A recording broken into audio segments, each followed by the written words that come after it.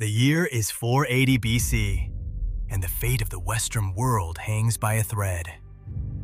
Imagine standing in that narrow mountain pass, Thermopylae, the hot gates.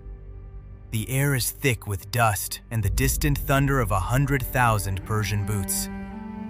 The sun is sinking low, painting the sky in deep amber and blood red, casting long shadows across bronze shields and crimson cloaks. Before you stretches the most powerful empire the ancient world has ever seen. And yet, 300 Spartans do not flinch.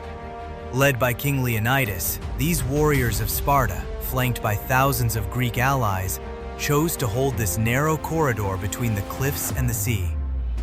It wasn't madness. It was brilliant, calculated defiance. The geography itself became their weapon, forcing Xerxes' vast Persian army to funnel through a passage so tight that numbers meant almost nothing. 1,000 men could not fight where only 100 could stand. But here's where history gets complicated and fascinating. For centuries, Thermopylae has been told as a story of pure heroic sacrifice, the noble few against the tyrannical many. Western tradition elevated it as the birth moment of freedom versus despotism. But was it really that simple?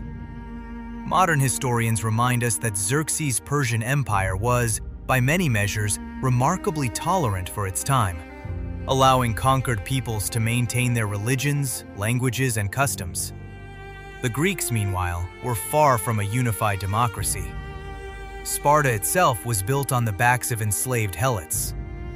The narrative of freedom versus slavery is layered. And then there's Ephialtes, the Greek trader who revealed the mountain path around the pass. Without him, history might read very differently. On the third day, surrounded and betrayed, Leonidas dismissed most of his allies. The 300 stayed. They knew what was coming. They chose it anyway. Whether you see them as freedom's champions, loyal soldiers, or men caught in a political chess game, the courage displayed in that pass is undeniable. Thermopylae didn't stop Persia. Athens burned days later, but it bought time. It ignited something, a spirit, a legend that has echoed for 2,500 years. Come back and tell us, what does Thermopylae mean to you? History is never just one story.